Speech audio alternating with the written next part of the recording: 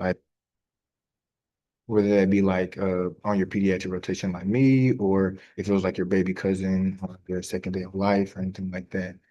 If you've ever like felt on a newborn's head. See some thumbs up, rather hand raised. Okay, and then also keep your hand raised if you've ever palpated a caput succinatium. Okay, like it went down a little bit. But and then if you also have palpated a subgaleal hemorrhage or a subgaleal hematoma, you can raise your hand there. And if you do have your hand raised, like then you would know the different feel of how these particular presentations or findings will present. And it's very a a difference in specialization because there was a case that Dr. Ancola caught, which the OBGYNs marked up as a caput succinatium, but with her expertise, she was able to identify the subgaleal hemorrhage and catch it. And that brings me to another inspiration of why I wanted to choose this comprehensive review because it highlights the importance of being open to interdisciplinary communication and taking critique for continuous quality improvement to be able to analyze or have like root cause analysis for different presentations and um, working out different ways and methods to prevent bad outcomes. Um, but the differences that we have here go into their presentation. The cephalohematoma it doesn't cross the suture lines, whereas the caput succinatium does cross the suture lines in similar fashion to the subgaleal hemorrhage. However, there is going to be a large, more diffuse swelling that can happen with the subgaleal hemorrhage. It can have possible crepitus. It can even go back to as far back as the nape of the neck and to the frontal area of the brow. And that's because this subgaleal space is actually between the galeal aponeurosi and the periosteum. And so with that, we'll be seeing how this potential space has the ability to hold a lot of blood volume. There will also be major differences in the presentation of the symptoms. Usually with capillary succinatium, there's excellent prognosis, whereas with subgaleal hemorrhage, you can see a neonate deteriorate very quickly. So again, this is just going over those different type of birth traumas to differentiate capitotoxinadium, cephalohematoma, and subgaleal hemorrhage to see where they're located based off of their pathophysiology and the mechanism of which the birth injury occurs. Here is actually a great photo to be able to differentiate different causes of subgaleal hemorrhage. As we can see, there's the different layers that are highlighted, where we can notice that with the subgaleal hemorrhage, as I spoke earlier, it's below the galeal aponeurosi, but above the periosteum, whereas the cephalohematoma is going to be below the periosteum and that's why it wouldn't be able to cross the suture lines. Highlighted there, we have like a fracture, rupture of emissary veins, and synchondrosal rupture. Those are going to be the main causes of a subgaleal hemorrhage. And again, it's going to be secondary to birth. Okay. So the like mechanism of injury, again, I talked about is going to be basically um the trauma or the shearing of the emissary vein, and that's likely going to be due to vacuum extraction delivery. If a subgaleal hemorrhage ever occurs in the absence of vacuum extraction, which you can of course find in the delivery note, then it's going to immediately warrant a workup for a coagulopathy because that can also be a cause of a subgaleal hemorrhage. But again, I have the mechanical injury of the emissary vein, skull fractures, and even erosion or dehiscence of the bone can to subgaleal hemorrhage. But why is this bleeding so dangerous? We really want to highlight the fact that like it usually takes around greater than 30% of blood loss to cause hypovolemic shock in a person. And normally we would think like for a regular person, there's never an instance in which the cranium or the brain or the intracranial space or the skull or anything like that could ever possess enough space to be able to contain enough blood to cause hypovolemic shock.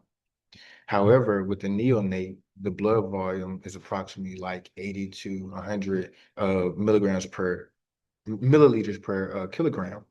And so we think about like a regular baby um, just being born, averaging about 3 kilograms. Let's say their total blood volume would be around 240 to 300 milliliters of blood. And as I have here, the article was letting us know that approximately 300 milliliters of blood can collect in this anatomically extensive subgaleal space. And so that's way more than 30% and effectively causing a decrease in blood volume that can lead to hemorrhagic shock. And the hemorrhagic shock can, of course, lead to renal failure, hepatic failure, and shock liver. That have a decrease in hemoglobin and hematocrit. And that will require blood transfusion or volume resuscitation. And the it requires people to act fast to be able to ensure that the baby will be able to have a good chance of not having any neurodegenerative effect from the bleed or any type of herniation from the bleed. Um, and the anemia that can occur, it will be a criteria that we can use for severity risk stratification. DIC can occur rarely, and coagulopathy is also not as common. So, another complication of subgaleal hemorrhage that makes it dangerous is it can lead to brain injury. Um, the article did speak about the presence of intracranial hemorrhage also being associated with subgaleal hemorrhage as well. Um, but they can also happen in isolated instances as well. Neurodevelopmental impairment can be a complication from subgaleal hemorrhage, and being that this is blood trapped in a particular space or potential space, there is the risk of infection that can occur with the hemorrhage or hematoma. Risk factors for developing subgaleal hematoma or hemorrhage is going to be the number one cause. Mostly is going to be the operative vaginal delivery using a vacuum assisted delivery or forceps delivery. And again, as I mentioned earlier, the vacuum is going to be more greatly associated with the subgaleal hemorrhage as opposed to the forceps. But the obstetric risk factors would be suboptimal placement of the cup. They actually surprisingly said that that wasn't a cause or wasn't a risk factor for subgaleal hemorrhage. So the vacuum assisted delivery itself would be a risk factor, but misplacing the cup would not be a risk factor. However, in cohort studies that they showed, um, it had a sequential use of forceps for instrument delivery following a vacuum extraction that did lead to increased risk of subgaleal hemorrhage. So that's basically saying people who tried the vacuum extraction failed and then went and did a forceps delivery, and that is what led to the subgaleal hemorrhage. And then they also mentioned as well that deliveries in which there is like the detachment of the vacuum cup, they call those pop-offs. They say that those have higher rates of subgaleal hemorrhage as well, and then forceps delivery is a risk factor in and of itself. But the common practice isn't to try forceps after vacuum extraction. But it's important to know that despite cup misplacement, not leading to an increased risk of subgaleal hemorrhage, suboptimal placement of the cup can lead to failure of the vacuum extraction, which again would be a strong risk factor as well.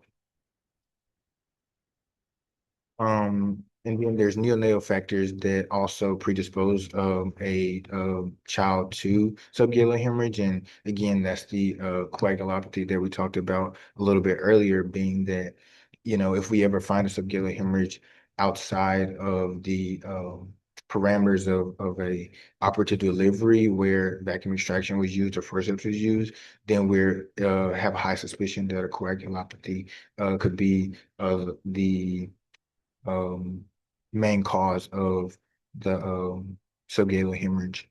Metabolic acidosis that can also lead to hemorrhages and bleeding because it will impair hemostasis and disrupt platelet function.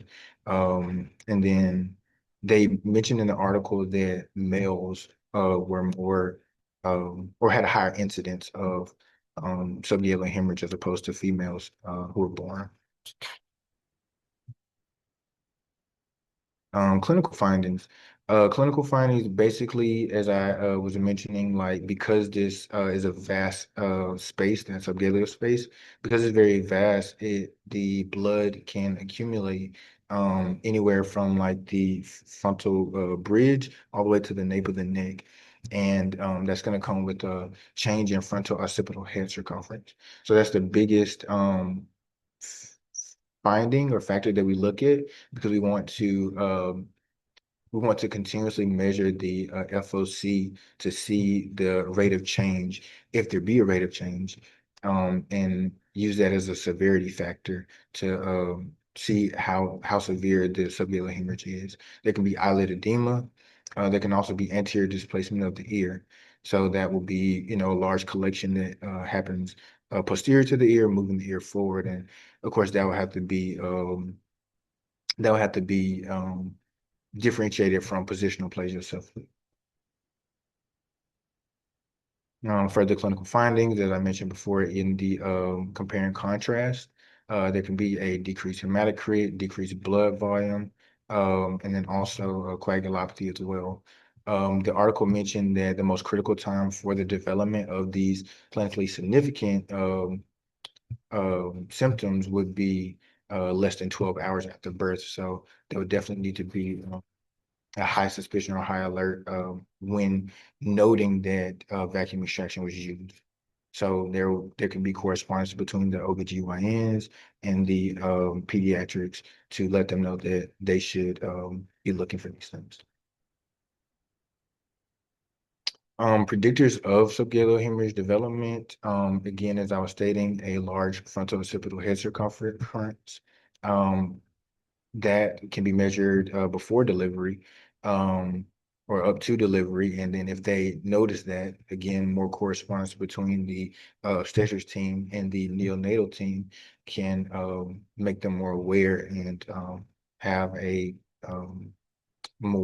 be more aptitude to look for these findings.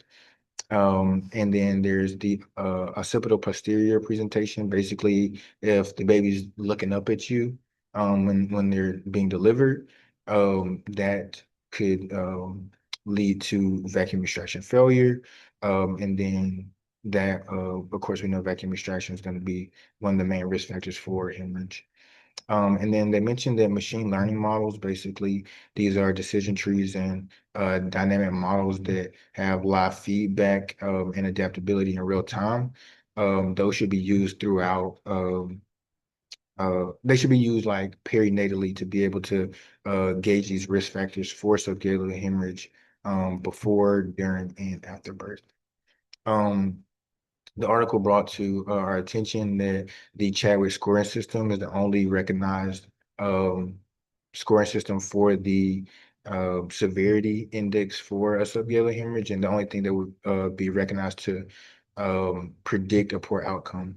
And the three main components of it is the frontal occipital circumference change and a decrease in hemoglobin that requires volume resuscitation. And if there is a indirect hyperbilirubinemia that can lead to severe jaundice, there would be these particular parameters that can be calculated by the neonatal team to increase monitoring so that they'll be able to get better care for the baby or move upscale them to the ICU to have more close monitoring if these scoring systems predict a poor outcome.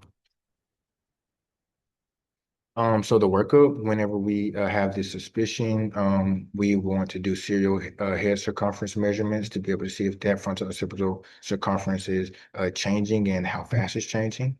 Lab works, we want to get CBC, obviously, for the anemia, platelets to see if there's any type of thrombocytopenia or coagulopathy that's occurring. Want to do the coagulation studies as well, BNP for metabolic acidosis and assess renal function, knowing that this is a severe bleed that is acted upon quickly. There can be shock liver, there can be renal failure as well. And of course, we want to get that serum bilirubin to identify the threshold for their phototherapy. And then the best initial imaging is going to be a cranial ultrasound because um, at this point in time, there's going to be an increased visualization of a collection of blood in that subgaleal space. Further management, just like any acute bleed, we want to make sure that we're giving blood products and crystalloids to volume resuscitate the neonate. Um, we want to correct the coagulopathy and the anemia as fast as possible. The article did mention that O negative whole blood with low titers and this glucose reduced and stored in citrate phosphate dextrose was optimal because of the fact that this is a neonatal. We really haven't done any blood work up on them, so we don't want to sensitize them um, early on in their life if they need another transfusion. The benefits, more benefits, I would say, would be that it's balanced, so that there's less IV access points required, meaning that we don't have to continuously poke and prod the baby. And then there's less fluctuation of intravascular volume because, as I just stated, the O negative whole blood is going to be isotonic to what the baby already has, so we don't have to worry about any type of fluid shifting.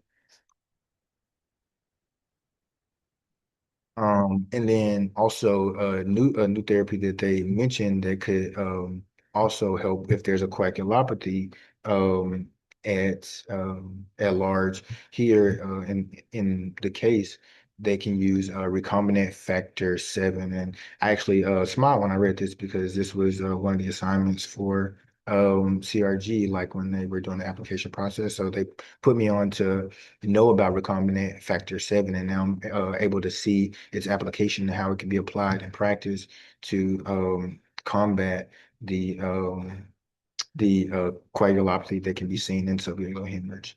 And basically, like Novo-7 is going to lead to tissue factor 3 independent activation of factor 10 and basically get that coagulation cascade going.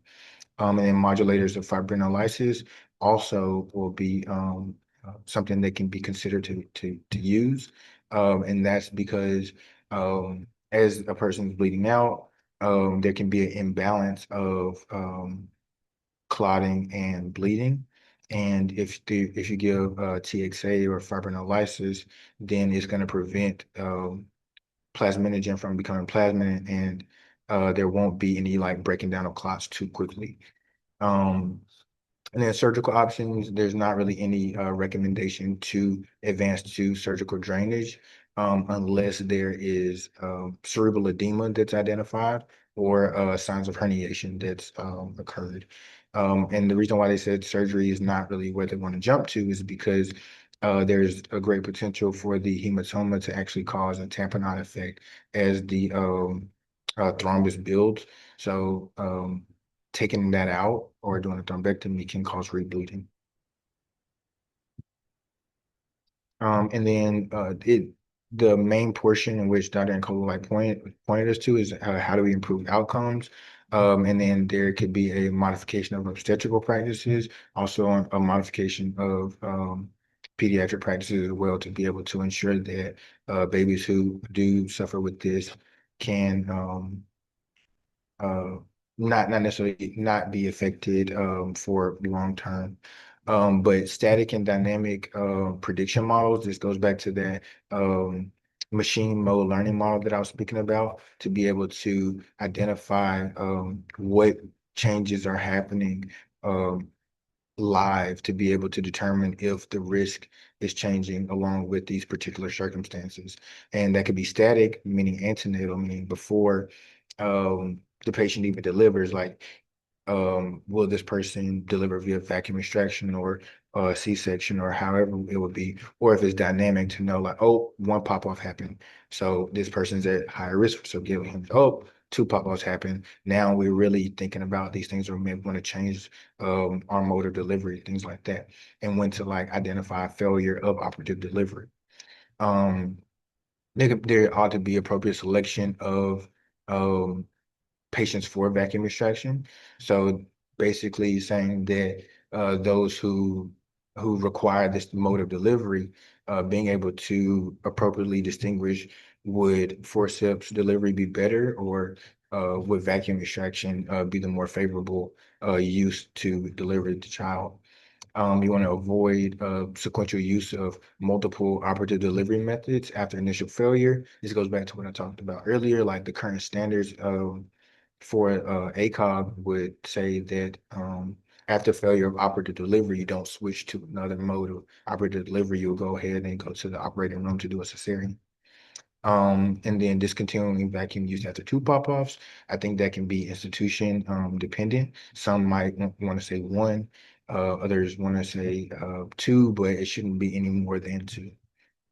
Ensuring ongoing training and supervision in both vacuum and forceps techniques. I think this is extremely important, being that it's a practice skill and people don't come in knowing how to do it. You know, no one's born knowing how to use a vacuum or forceps to deliver. So things can go wrong in these things. And I think the incorporation of user devices and sensor feedbacks, like just how we have the CPR that gives us live feedback on if your chest compressions are deep enough or are they at the right rate. So too, I think different simulations can, um, I guess, optimize the placement of the vacuum or the type of force that's being used, how many newtons are actually being used when a person is pulling so they can get that live feedback and understand when I feel this type of resistance, I should pull this way, or maybe I shouldn't yank as hard to do the vacuum extraction or to do the force of delivery. And then after difficult delivery, I think this is like the biggest key point of the whole thing is to have clear communication between the obstetric and neonatal teams. And that's extremely critical for the purpose of promptly identifying newborns at risk for subgaleal hemorrhage.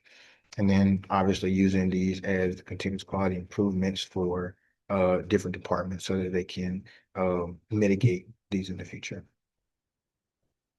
Neonatal assessment and immediate management, we can improve in that area as well by ensuring that monitoring protocol for infants at risk for subgaleal hemorrhage is immediate. And then assessment of the skin and scalp after delivery. Most institutions follow this protocol and already have it integrated to be able to immediately as soon as the baby's born, assess them, and then also periodically follow them for a few hours, or if there need to be an upscale of monitoring, they're able to do that. And then if subgaleal hemorrhage is identified, then a higher level of admission should be considered so that they can monitor the vitals, perfusion, hemoglobin levels, and caution for coagulopathy. And, you know, if an institution doesn't have the means to be able to do this, ensuring that transport to a facility that can be able to properly care for them will work as well.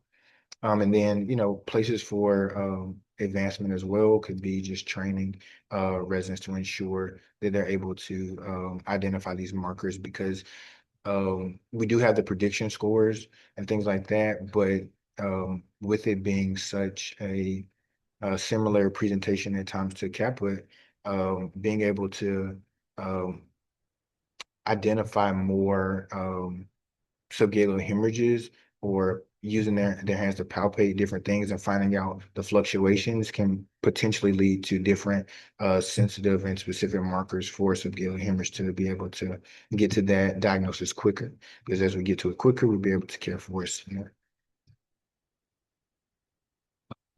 And that's all I have for you. Thank you so much, Elijah. Does anyone have any questions?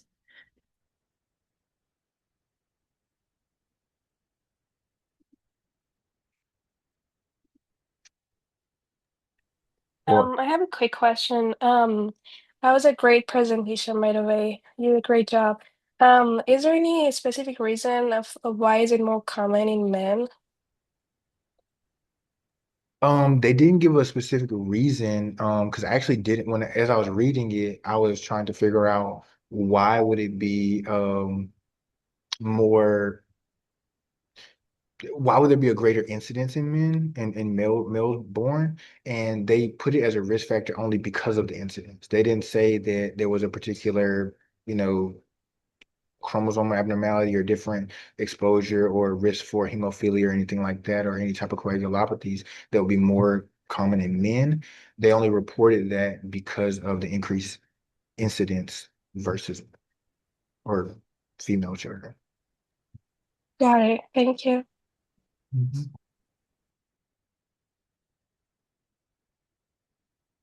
I was kind of wondering too, like during that monitoring period, if a baby was to have like some sort of traumatic delivery like that, and you're expecting something like this, point of care ultrasound or something would be of use in like their rooms, just having something to be able to detect this, like training residents and whatnot. I concur. I do think that that would be something that can be, if it's not practical, being able to use that machine mode learning model to be able to say, okay, um, intrapartumly, this is getting more towards this is increasing the risk for subgaleal hemorrhage. So now somebody bring in the ultrasound to Yeah. be able to have that on hand if it's not already there. So I think that that is a great addition to improve outcome to be able to identify some.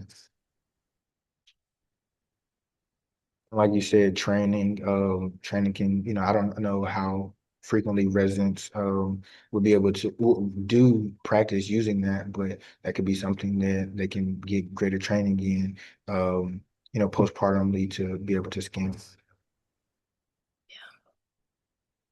Yeah, like ultrasounds are being used more and more frequently now, and they have full-on fellowships for them. So it'd be a big cool thing. I'm sure sensitivity would obviously increase over time too. But yeah, absolutely.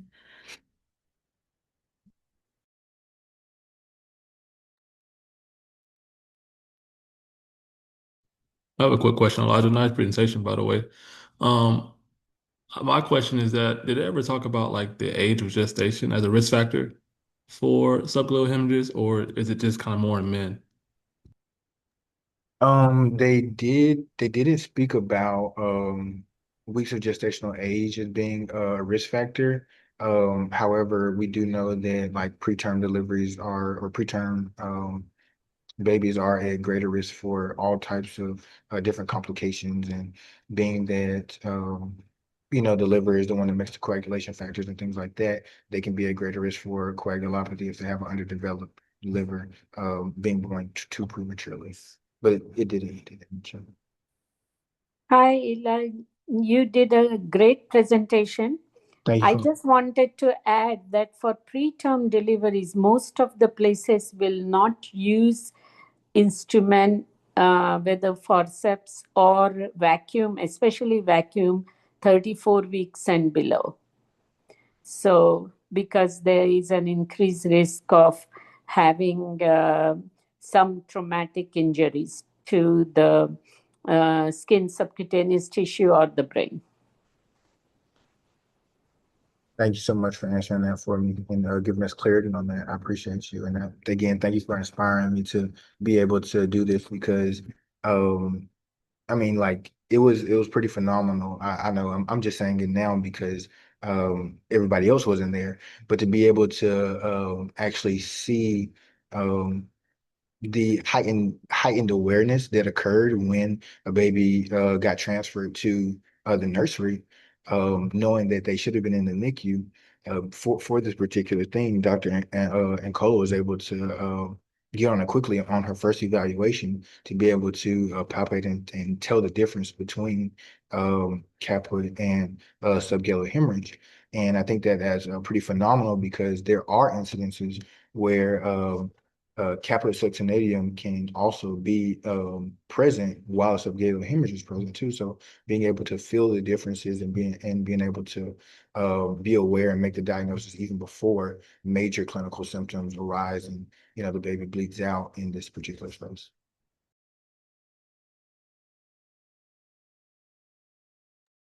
Also, I want to add that sometimes right at the time of delivery, there may be pediatricians present, but you may not be able, the subgaleal may not have happened at that time.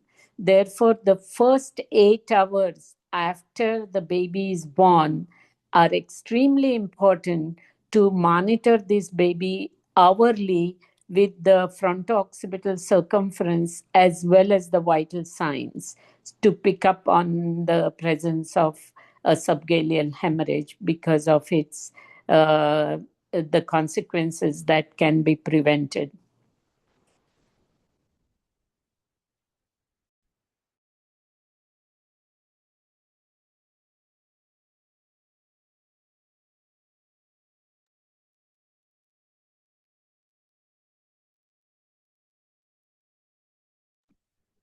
Any other questions?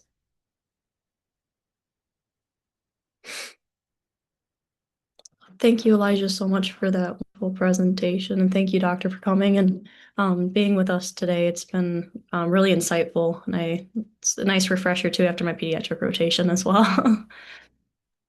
You are welcome. Thank you. Elijah, did you have any other remarks?